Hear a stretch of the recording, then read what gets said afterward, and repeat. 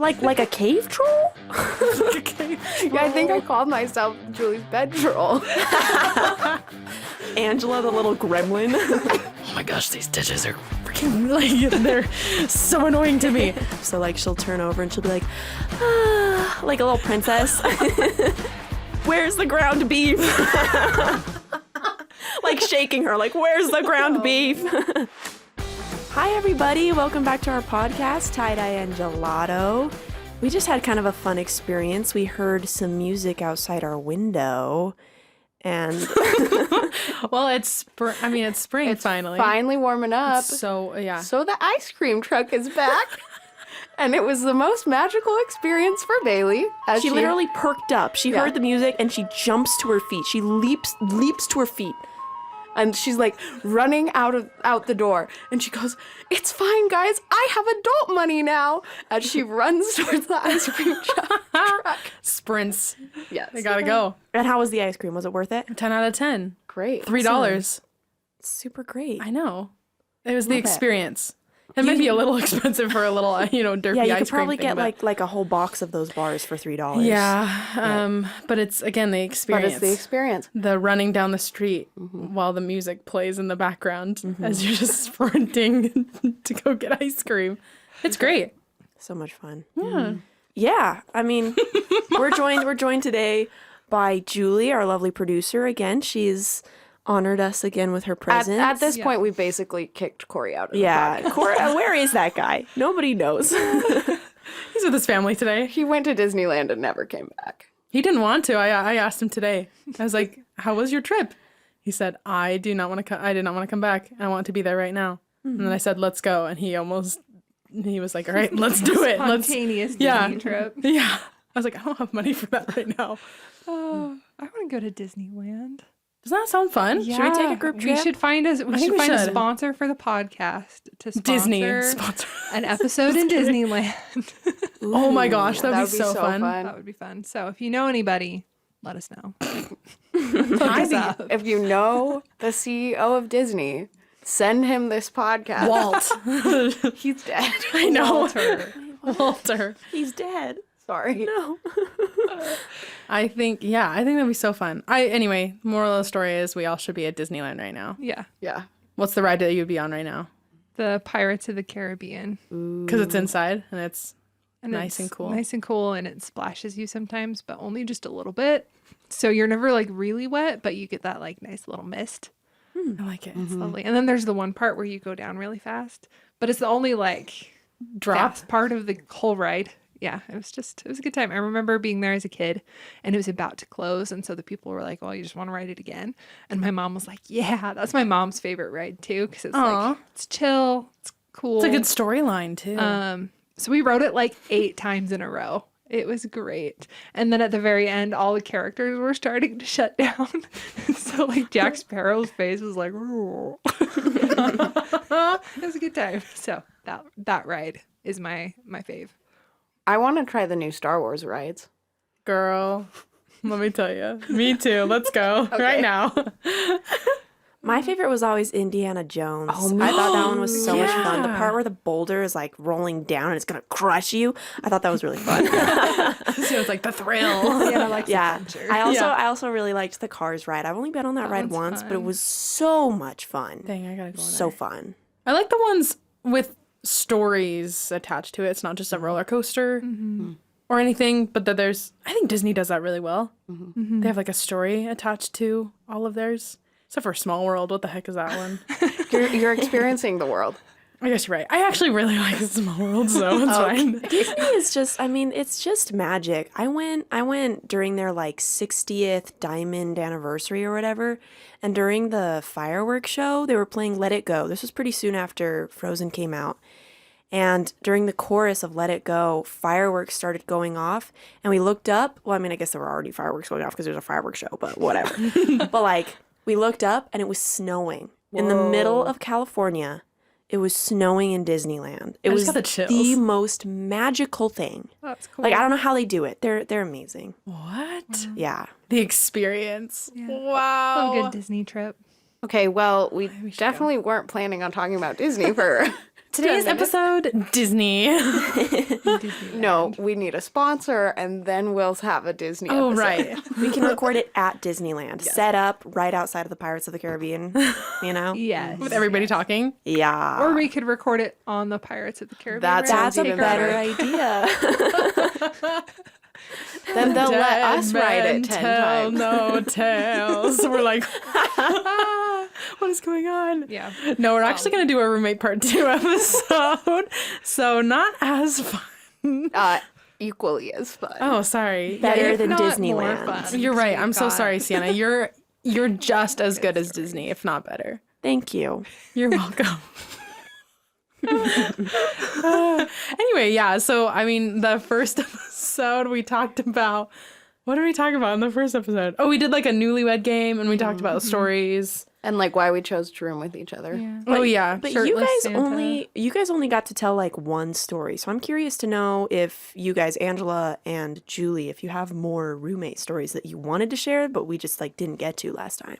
Yeah. Help us experience the dynamic between you two. Gosh, we have 4 years of roommate stories. Long time. That's a long time. Something like lighthearted that comes to mind was every time there was a rainstorm, then Julie and I would just go and run around the entire like apartment complex in the rain with no shoes on, and then we come Yep. back like dripping wet, and the rest of our roommates were kind of like, I just don't get I it. didn't get it. Yeah. But every time it rained, Julie and I would do that, and it was so fun. I am obsessed with that. Sometimes we'd like sing songs too. We'd like random songs, just screaming them. in Oh, the it was rain always outside. random songs, yeah. Yeah. And I think Baylee and Sienna are signing to each other that they need to do that. Yeah. I was just looking at Baylee and going, you and I run rain. yeah. Yeah. Sounds great. Yeah. Yeah. Any other ones? Trying to think of like funny stories. There was the one time Angela crawled underneath my bed. Why? Asleep. I didn't fall. You didn't fall. You were there for I was like, really close to falling asleep. That's it right. was an extended period of time, like a couple of hours. That you were under there? Maybe 45 minutes. like a cave troll? Okay. Yeah, I think I called myself Julie's bed troll. Angela, the little gremlin. I can't even remember the context So- as to why. The only thing I remember is there's like a certain time of night where like I'm really tired, and then but I get this weird like spontaneous energy of like the zoomies. I Yeah. exactly. I get the zoomies at night if I'm tired enough, and it's like I have to be doing something, and so it's either like I'll throw all my clothes around the room and then just like lay in a pile of them. Have you done that before? Yes, I definitely Yeah, have. I can attest to that. What the heck? Angela's zoomies are weird experiences. Yeah, or sometimes it's like, oh, we just pick an accent and we're going to stick Yep. to that for a couple hours. Or sometimes it's the sudden urge to move all of Julie's stuff and climb under her bed and see how long it takes her to notice. I think I noticed. I think you might have actually been there as I was climbing I was under your bed. definitely there as you were climbing. And I was just I like, just imagine Angela just like quickly just like like a little demon underneath the bed. they're like, look, Julie, now it's bunk beds. so random. So Yes, weird. so I occasionally get the late night zoomies, and it's interesting. Yeah. Okay, here's a question. Did either of you ever notice that the other person did something strange in their sleep? There was this one time Angela was really sick. Like Okay, this is gross. This isn't strange. This is just gross. Angela was a pretty normal sleeper most of the time, except for when she's sick. Like she won't snore, but then if she's sick, she'll snore like so loud. It's the congestion. Yeah, it really is. And I remember she was sick. She had a cough, and she was like trying to politely cough in her sleep. She knew she was being like really loud, so she'd like cover her mouth in her sleep, but then it would still be like a terrible. Sorry to our listeners, but it was gross. Wow. Yeah. I think I killed Spencer. He's really hard. But yeah, Angela would make some weird weird sounds when she was sick in her sleep. Yeah. But luckily, at least that year, the year that Julie and I shared a room together, I was the sickest I probably still have ever been for like a week. But I wasn't sick much other than that. So it was, Julie like, had to just suffer that for a one week. time. But I remember being like, what is this? It was like a new experience because I had never shared a room growing up. And then I shared a room with Angela and I was like, And that's trying to always an sleep, and experience. it was weird. So That's fair. Let's see. Julie talks in her sleep. yes, I do. Not every day, but like I feel like it was decently frequently. Yeah. And usually it would just be like a sentence or two or thing. You know, you're like enough that I'm like, is Julie talking in her sleep? But not enough that I'm like, oh, this is bugging me that much. But occasionally Julie will have conversations for hours. She will replay her day and repeat everything she said throughout the day. I should have said that. No. No, so instead of being like thinking through her day and being like, oh, I shouldn't have said that, she's reliving her day and Like, saying the whole day. and having the same conversation she had. I'll have a 4x4. Yeah. Exactly. So that's an interesting experience. Yeah. Julie also has like weird jaw problems and occasionally she'd like pop her jaw in her sleep and then that's kind of gross. Yep. That was one that I'm like, ew, I just hear bones grinding together as I'm trying to Yeah, we mostly just have gross Yeah. sleep habits. Yeah. Spencer, you We're just guys? disgusting does she people. still talk in her sleep and everything? Have full conversations? Sometimes. Yeah, Spencer Yeah. says Does- sometimes. Does she crack her jaw still? She had surgery, Oh. so that's Oh, better. yeah. Yeah, it is better. Yeah. Yeah. How about you guys, Baylee and Sienna? What weird things does the other person do in their sleep? So Baylee sighs. And I didn't sleep a lot while we were at BYU Idaho, so I just like sit there in my bed and listen to her. didn't? You still No, don't sleep at all. I still don't sleep. My sleep problem started at BYU Idaho. I don't know. Really? Yeah. I never slept. I would like it'd be like 3 a.m. and I'd be in the kitchen eating Pringles. But she sighs a lot in her sleep, so like she'll turn over and she'll be like, ah, like a little princess.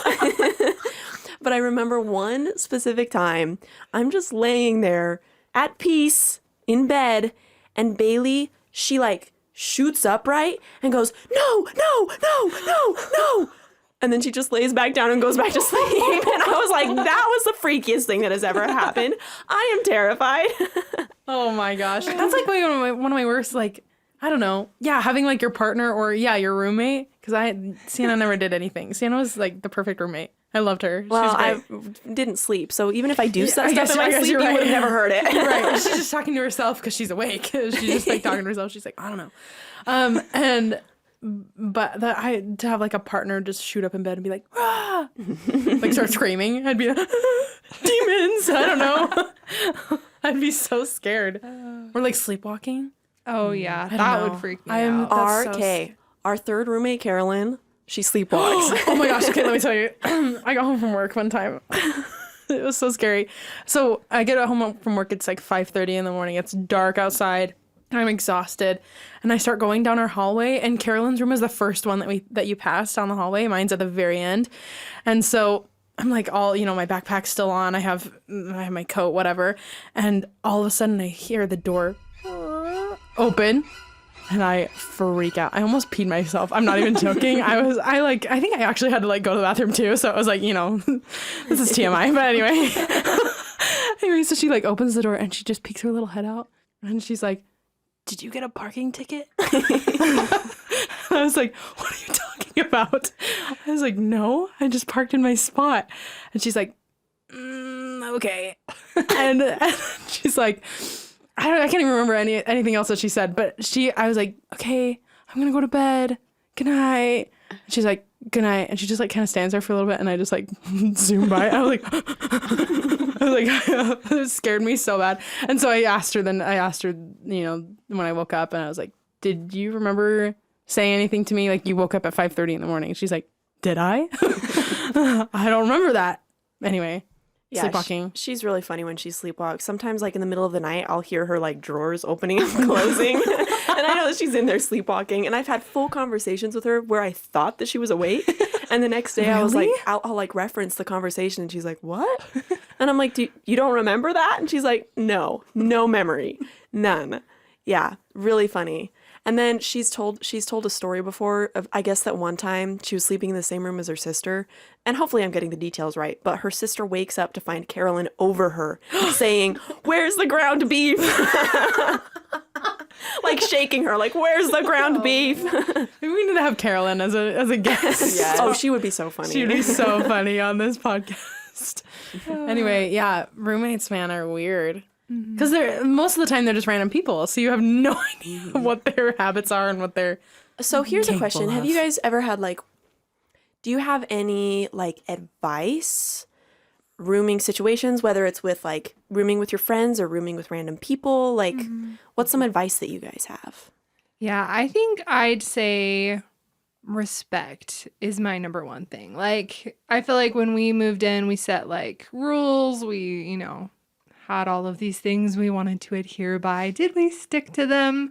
Not always. But I feel like the best times were when we all kind of respected each other, not only like space-wise, but also like what people were going through. And if it was a busy time and you knew someone was having a busy time, just being like, oh, maybe they're not going to do their dishes because they are like stressed. And just learning how to recognize what people are going through and being able to empathize with that, I feel like was really helpful for me. So that would be my number one tip. I really like that. Yeah, I do too. Kind of to go along with that, this is going to sound kind of weird, but in a way I view a roommate situation or anything like that as kind of like a relationship or like a marriage in some way. You're not like married, you're not married to them or whatever, but you still, like Julie was saying, you have to sacrifice, you have to respect the other person, you have to share the space, you have to take out the garbage, you have to do all these things that are still required even when you're when you get married and all that stuff. So in a way, roommates and college life in general prepares you for your future in that way. So yeah, I think respect is very key. Also, I love communication. So like it's really important to me to have a group chat with all of our roommates. It's fun to do that too. I love our roommate group chat, but it also helps to have a place that you can just communicate little things. If you're like, I'm going to be out of town this day and this day, don't worry about me. I'm not, gone or like, I'm just on vacation with my family or something like that. So having that communication. Or even and communication if something's like wrong or if you want something to be fixed, if you're like, hey, this is really important to me, then communicate it. Talk. Yeah. Angela, anything? Sienna? I mean, communication is huge. That was, I think, something Julie and I really pushed for once we moved into our other place and like had people that we kind of had more hand selected, which like Julie kind of mentioned, we had our roommate contract that we kind of went over things, which granted, living with people, especially, well, living with anybody, is going to be fluid. Things change. And so, we can be like, this is our rules on dishes. And then we're like, oh, wait, now everyone's super busy. So let's have more flexibility. Or they'll change the parking rules. And then we have to talk about that or things like that. So like the communication, but also like realizing you're changing and other people are changing. And especially when you're in school, every 3 months, your entire life is going to look very different. So having that, like, understanding that things are going to change, so we just got to communicate about it. Something, if you're rooming with friends, that I think sometimes you don't realize is you're like, oh, we're going to room together. We'll see each other all the time. And then you start school and you're like, oh my gosh, we're so busy. We never see each other. So like just making that intentional time for each other to like be like, we're not just doing chores together. We're going to go do something fun together. Like really helped Julie and I our first year. Julie would work out of town like 2 days a week. And then I would work nights and had early morning classes. So we just didn't really see each other. So we made our like Menchie's night on Yeah. Thursday nights where we would go and we'd get ice cream and then watch like a show together. And it was just like, okay, even though I haven't seen Julie literally all week except when we're sleeping, you know, I'll wake up and be like, there's Julie, she's not dead yet. That I know of. But then I know I'll get to connect with her on Thursdays. Yeah. And I think that was really good, especially our first year. Yeah. And I think something that people don't realize is it's not always like this, but sometimes college can be lonely. Like, I remember that first year, my ward was really hard. It was just a weird, I was 18. I was brand new. I was like, I don't know what I'm doing. I didn't have any friends except for really Angela, and the rest of our roommates didn't really, you know, talk to us. And so that time that we spent together was so fun and like such a good thing for my mental health, because school was hard and life was hard, and you know, just having that built-in friend that's always there, even when they're not always there, is really nice. So Yeah. My advice is kind of similar to a lot of what you guys have said. But this is actually a lesson that I learned from, of all people, Baylee's parents. I had to No. back when I was going to BYU Idaho, I had to like do an interview with a couple that was not my parents. And so I chose to do Baylee's parents. And so I did an interview with them via FaceTime. And this lesson has stuck with me. The biggest piece of advice that they gave me was pick your battles. That stayed with me, because when you're living with somebody, there will be things that will bother you. That's just part of it. Like, it will never be perfect. And some roommates are a lot easier than others, you know, but there will always be, you know, things big or little that might bother you. But you just need to decide which battles are worth fighting and which aren't. Because in the end, some things you can just live with, and it's not worth jeopardizing your relationship with your roommates to fight about certain little things. You can adapt, and you can learn, and you can get used to things. And so just have patience and be kind. I would say also always give the benefit of the doubt.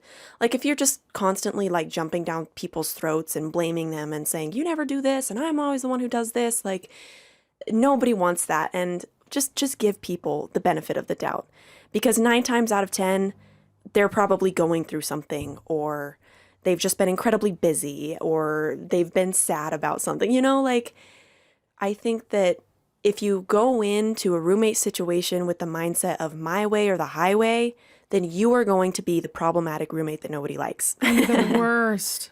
We hate you. Just kidding. So yeah, decide which battles are worth fighting, and some battles are worth fighting, and it doesn't have to be a battle. Like, I don't want to say that like every time you communicate about something, it's gonna be a battle. Like, you can just mention something and be like, hey, I would really appreciate it if you did this. But sometimes it's just not worth it. You know, sometimes you just need to learn to live with things and choose a relationship over something that's maybe a little less important or inconsequential, you know? I think that's really good. I remember, and I think to go along with what Sienna was saying, that to pick your battles, you also have to phrase it the correct way. Otherwise, it's just going to be like super awkward in your in your apartment the rest of the time, or it's just going to be a really tender spot that if you poke and prod at it ever again, it's just going to be really bad.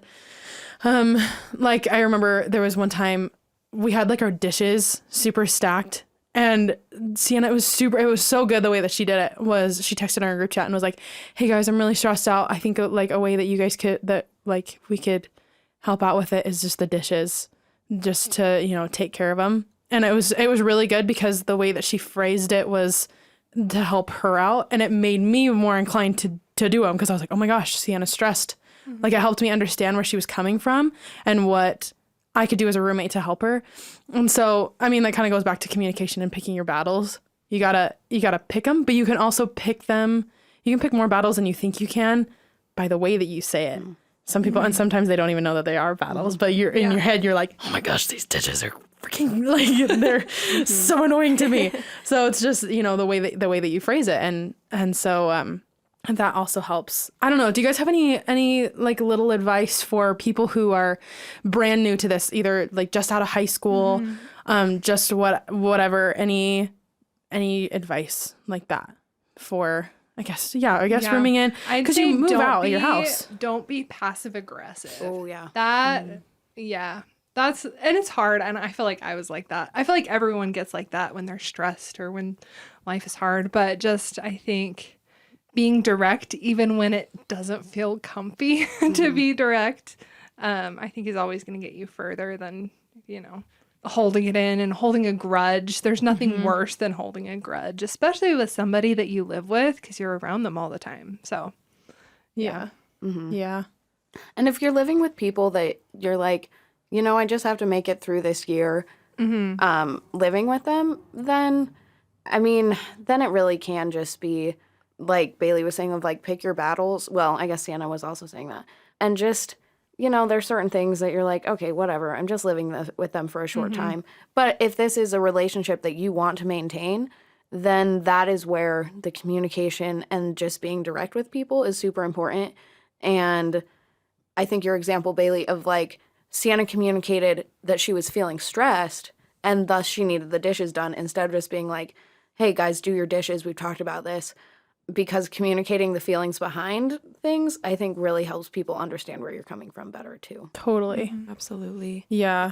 I think just something, if you do not like your roommates and then you've tried to get along with them, whatever, you just don't have anything in common, or communication's just not working, you're fighting over everything, I would say maybe like you need to find other friends outside of your roommates. Your roommates don't have to be your best friends, especially if you just barely get out of your parents' house, you're out of high school and stuff. You don't just have to have your roommates as your best friends.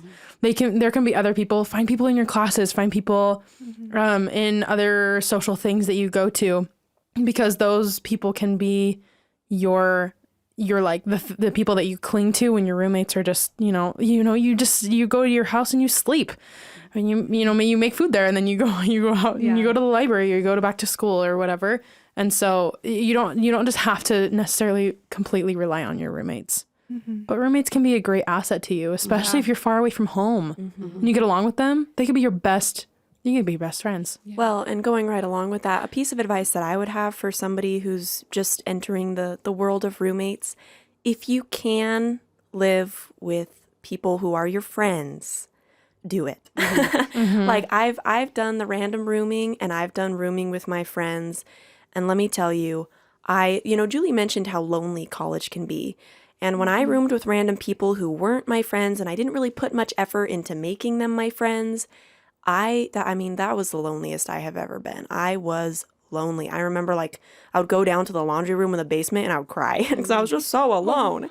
That's so sad. Sorry. That's so sad. But then I got roommates who were my friends, and all of a sudden like I was so happy and I felt so supported, and it was a night and day difference.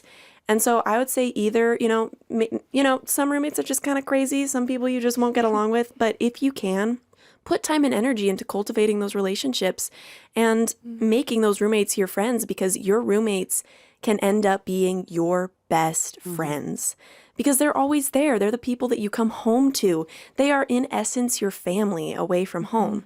So if you can, put in the effort to make them your friends, because I think that it'll make your college experience so much more positive. True. I think too, probably my last piece of advice would be just have fun too. Like, you're only gonna have roommates in college in like one stage of your life. Like I'm past that stage now, and I'm to another wonderful stage. But sometimes I miss that stage of just coming home, being like, guys, I'm home, and then 5 people being like, oh my gosh, this happened today, and I'm so frustrated, and a bunch of girls just come and sit on the couch all together, and they're like, oh my gosh, okay, tell me about your day. I mean, we did have a therapy couch. Yeah, we call it the therapy couch, and we'd all just like sit and we'd rant and we'd cry and we'd laugh, and it was just a good time. Like, I think even if sometimes your roommates are frustrating or sometimes you don't get along, I think focus on like, okay, I'm only in this stage for a certain amount of time, and then it's gone, and I'm never going to get it back. So I think just treasure it and enjoy it and have fun. And it's Amen. not always going to be Yes. fun. Like, it's not going to be fun 100% of the time. But even, like, if it's fun, like, 70% of the time, it'll be a great time. I also just want to throw in, find ways to serve your roommates. Find ways to help them out. I think that that's a really beautiful thing, and like it can be so beneficial for the relationships that you have with your with the relationships you have with your relationships. It can be so beneficial to the relationships that you have with your roommates. If you find little ways to help them out. Like I remember one time I came home from a trip and Baylee had made my bed. I remember another time I was Good roommate, you guys. I was stressed and Daily. I was stressed and overwhelmed with homework and I didn't have time to make myself food. And she pops her head into my room and she says, "Do you want a grilled cheese sandwich?" And I said, "Yes." And she brought me a grilled cheese sandwich with tomato soup. And like those things make a world of difference. Because we all need support sometimes. We all need help. We all need to be carried at some point. So, find ways to do that for your roommates. Yeah, life is stressful enough. Just help each other out once in a while. Yeah.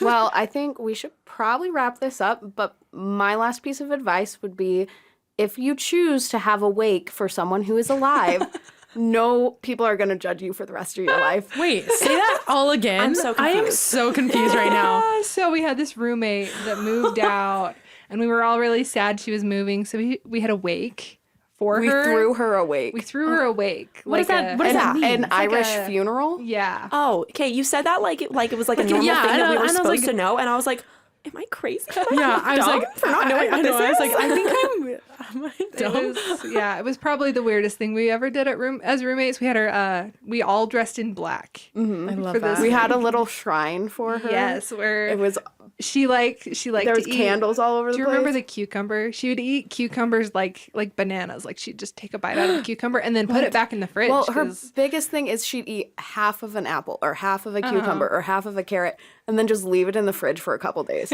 So we had like that we had like a half-eaten couple food.